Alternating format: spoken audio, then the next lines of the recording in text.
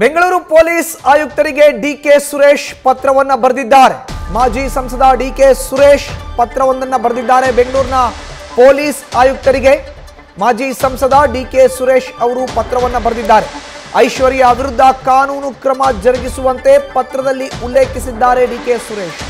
ನನ್ನ ಹೆಸರನ್ನ ದುರುಪಯೋಗ ಮಾಡಿಕೊಂಡು ಜನರಿಗೆ ವಂಚನೆಯನ್ನ ಮಾಡಿದ್ದಾರೆ, ಜನರಿಂದ ಚಿನ್ನಾಭರಣ ಹಣವನ್ನ ದೋಚಿದ್ದಾರೆ ಎಂದು ಪತ್ರವನ್ನ ಬರೆದಿದ್ದಾರೆ ಮಾಜಿ ಸಂಸದ ಡಿಕೆ ಸುರೇಶ್.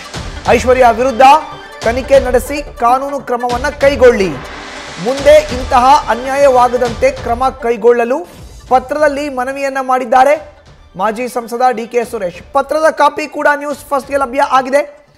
ಐಶ್ವರ್ಯ ವಂಚನೆ ಆರೋಪದಲ್ಲಿ ಈಗ ಪೊಲೀಸರ ವಶದಲ್ಲಿ ಇದ್ದಾರೆ. ಅವರ ವಿರುದ್ಧ ಕ್ರಮ ಕೈಗೊಳ್ಳಿ, ನನ್ನ ಹೆಸರನ್ನ ದುರುಪಯೋಗ ಮಾಡಿಕೊಂಡು ಸಾಕಷ್ಟು ಜನರಿಗೆ ಚಿನ್ನಾಭರಣ ಹಾಗೂ ಹಣವನ್ನ ವಂಚಿಸಿದ್ದಾರೆ ಆಕೆ ಅನ್ನೋದನ್ನ ಪತ್ರದಲ್ಲಿ ಉಲ್ಲೇಖಿಸಿದ್ದಾರೆ ಮಾಜಿ ಸಂಸದ ಡಿಕೆ ಸುರೇಶ್. ಬೆಂಗಳೂರಿನ ಪೊಲೀಸ್ ಆಯುಕ್ತರಾಗಿರುವಂತಹ ದಯಾನಂದ್ ಅವರಿಗೆ ಪತ್ರವನ್ನ ಬರೆದಿದ್ದಾರೆ ಡಿಕೆ ಸುರೇಶ್. ಪತ್ರದ ಕಾಪಿ ಕೂಡ ನ್ಯೂಸ್ ಫಸ್ಟ್ಗೆ ಲಭ್ಯ ಇದೆ. ಇನ್ನು ಮಾಜಿ ಸಂಸದ ಡಿಕೆ ಸುರೇಶ್ ಅವರು ನನಗೆ ಪರಿಚಯ ಅಂತಲೂ ಕೂಡ ಐಶ್ವರ್ಯ ಗೌಡ ಹೇಳಿಕೊಂಡಿದ್ರು.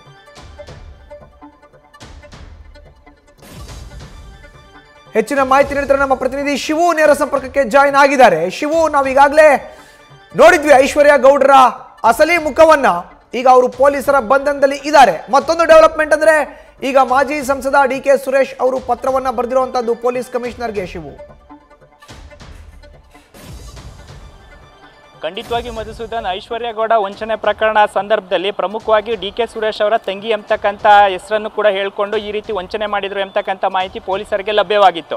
ಆಗಿನಿಂದ ಈವರೆಗೂ ಕೂಡ ತನಿಖೆ ನಡೀತಾ ಇದ್ದು, ಪಾರದರ್ಶಕವಾದಂಥ ತನಿಖೆ ಜೊತೆಗೆ ಈ ವಿಚಾರದಲ್ಲಿ ಅಂದರೆ ಐಶ್ವರ್ಯ ಗೌಡ ವಿಚಾರದಲ್ಲಿ ಡಿಕೆ ಸುರೇಶ್ ಅವರಿಗೆ ಯಾವುದೇ ಸಂಬಂಧ ಇಲ್ಲ ಎಂಬತಕ್ಕಂಥ ಮಾತುಗಳು, ಅಭಿಪ್ರಾಯಗಳು ಕೂಡ ಹೊರಬಂದಿದ್ದು, ಸದ್ಯ ಈಗ ಖುದ್ದು ಮಾಜಿ ಸಂಸದ ಡಿಕೆ ಸುರೇಶ್ ಅವರು ಕಮಿಷನರ್ ಅವರಿಗೆ ಪತ್ರ ಬರೆಯೋದ್ರ ಮುಖಾಂತರ ಈ ಪ್ರಕರಣದಲ್ಲಿ ಮತ್ತೆ ಆರೋಪಿ ಐಶ್ವರ್ಯ ಗೌಡ ಇರ್ಬೋದು ಮತ್ತೆ ಅವ್ರ ಜೊತೆ ಇರ್ತಕ್ಕಂಥವ್ರಿಗೂ ನಮಗೂ ಯಾವುದೇ ಸಂಬಂಧ ಇಲ್ಲ ಎಂಬತಕ್ಕಂಥ ಮಾಹಿತಿಯನ್ನು ಕೂಡ ಈಗ ಕಮಿಷನರ್ ಅವ್ರಿಗೆ ಮನವರಿಕೆ ಮಾಡಿಕೊಡ್ತಾ ಪ್ರಯತ್ನವನ್ನು ಕೂಡ ಈಗ ಸುರೇಶ್ ಅವರು ಮಾಡಿದ್ದಾರೆ. ಸಹಜವಾಗಿ ಈಗ ಪ್ರತಿಷ್ಠಿತ ವ್ಯಕ್ತಿಗಳಿರ್ಬೋದು, ರಾಜಕಾರಣಿಗಳಿರ್ಬೋದು, ಅವರ ಜೊತೆ ನಿಕಟವಾದಂಥ ಸಂಪರ್ಕ ಸಾಧಿಸಿದಂತೆ ಆದಲ್ಲಿ ಸಹಜವಾಗಿ ಈ ರೀತಿ ವಂಚನೆ ಮಾಡೋದು ಸುಲಭ ಎಂಬತಕ್ಕಂಥ ಲೆಕ್ಕಾಚಾರದಲ್ಲಿ ಅನೇಕ ಈ ರೀತಿಯ ಜಾಲದಲ್ಲಿ ತೊಡಗಿರ್ತಕ್ಕಂಥವ್ರು ಇರ್ತಾರೆ. ಆ ಕಾರಣಕ್ಕಾಗಿ ಸದ್ಯ ಈಗ ಸುರೇಶ್ ಅವರು ಖುದ್ದು ಕಮಿಷನರ್ ಅವರಿಗೆ ಪತ್ರವನ್ನು ಬರೆಯೋದ್ರ ಮುಖಾಂತರ ಈ ಪ್ರಕರಣಕ್ಕೂ ನನಗೂ ಅಂದರೆ ಈ ರೀತಿ ವಂಚನೆ ಮಾಡಿರ್ತಕ್ಕಂಥ ಐಶ್ವರ್ಯ ಗೌಡ ಇರ್ಬೋದು, ಅವರ ಬೆಂಬಲಿಗರಿರ್ಬೋದು, ಅವ್ರಿಗೂ ನಮಗೂ ಯಾವುದೇ ಸಂಬಂಧ ಇಲ್ಲ ಎಂಬತಕ್ಕಂಥದ್ದನ್ನು ಕೂಡ ಈಗ ಸುರೇಶ್ ಅವರು ಸ್ಪಷ್ಟಪಡಿಸಲಿಕ್ಕೆ ಮುಂದಾಗಿದ್ದಾರೆ.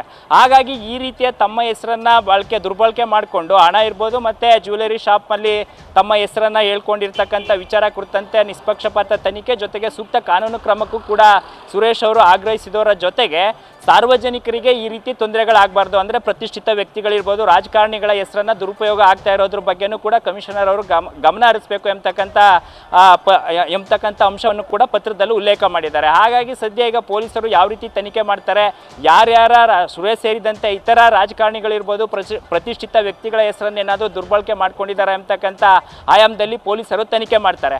ಹಾಗಾಗಿ ತಂಗಿ ಎಂಬತಕ್ಕಂಥ ಸುರೇಶ್ ಅವರು ನಮಗೆ ಬ್ರದರ್ ಆಗಬೇಕು ಎಂಬತಕ್ಕಂಥ ಹೇಳಿಕೆಯನ್ನು ಅಥವಾ ಈ ರೀತಿ ಹೆಸರನ್ನು ಏನು ನವ್ಯಗೌಡ ಅವರು ದುರುಪಯೋಗ ಪಡಿಸ್ಕೊಂಡಿದ್ರು. ಹಾಗಾಗಿ ಈಗ ಖುದ್ದು ಕಮಿಷನರ್ ಅವರಿಗೆ ಪತ್ರವನ್ನು ಬರೆಯೋದ್ರ ಮುಖಾಂತರ ಈ ಪ್ರಕರಣದಲ್ಲಿ ಮತ್ತೆ ಆರೋಪಿ ಇರ್ಬೋದು, ಅವ್ರಿಗೂ ನಮಗೂ ಯಾವುದೇ ಸಂಬಂಧ ಇಲ್ಲ, ಅವ್ರು ಯಾರು ಅನ್ನೋದೇ ನಮಗೆ ಗೊತ್ತಿಲ್ಲ ಎಂಬತಕ್ಕಂಥ ಮಾಹಿತಿಯನ್ನು ಕೂಡ ಈಗ ಸುರೇಶ್ ಅವರು ರವಾನೆ ಮಾಡಿದ್ದಾರೆ ಎಂಬತಕ್ಕಂಥ ಮಾಹಿತಿ ಲಭ್ಯವಾಗ್ತಾ ಇದ್ದು, ಸದ್ಯ ಈ ಪ್ರಕರಣ ಸಂಬಂಧ ಪೊಲೀಸರು ತನಿಖೆಯನ್ನು ಚುರುಕುಗೊಳಿಸಿದ್ದು, ಸದ್ಯ ಈಗ ಸುರೇಶ್ ಅವ್ರಿಗೆ ಮತ್ತೆ ಯಾರ್ಯಾರೆಲ್ಲ ಇವರ ಹೆಸರನ್ನು ದುರುಪಯೋಗ ಪಡಿಸ್ಕೊಂಡ್ರು ಮತ್ತೆ ಇನ್ನೆಲ್ಲ ಯಾರ್ಯಾರಿಗೆ ವಂಚನೆ ಮಾಡಿದ್ದಾರೆ, ಜ್ಯುವೆಲರಿ ಶಾಪ್ ಇರ್ಬೋದು, ಹಣವನ್ನು ಅಕ್ರಮವಾಗಿ ಪಡೆದಿರ್ತಕ್ಕಂಥ ವಿಚಾರ ಇರ್ಬೋದು, ಈ ರೀತಿಯ ಹೆಸರನ್ನು ದುರ್ಬಳಕೆ ಮಾಡ್ಕೊಂಡಿರ್ತಕ್ಕಂಥ ವಿಚಾರ ಕುರಿತಂತೆ ಈ ನಿಟ್ಟಿನಲ್ಲಿ ಪೊಲೀಸರ ತನಿಖೆಗೂ ಕೂಡ ಈಗ ಸುರೇಶ್ ಅವರ ಪತ್ರ ಈಗ ಅನುಕೂಲವಾಗಲಿದೆ ಎಂಬತಕ್ಕಂಥ ಮಾಹಿತಿ ಈಗ ಲಭ್ಯವಾಗ್ತಾ ಇರ್ತಕ್ಕಂಥದ್ದು. ಮಧುಸೂದನ್, ಧನ್ಯವಾದ ಶಿವಪ್ರಸಾದ್ ನಿಮ್ಮ ಮಾಹಿತಿಗೆ.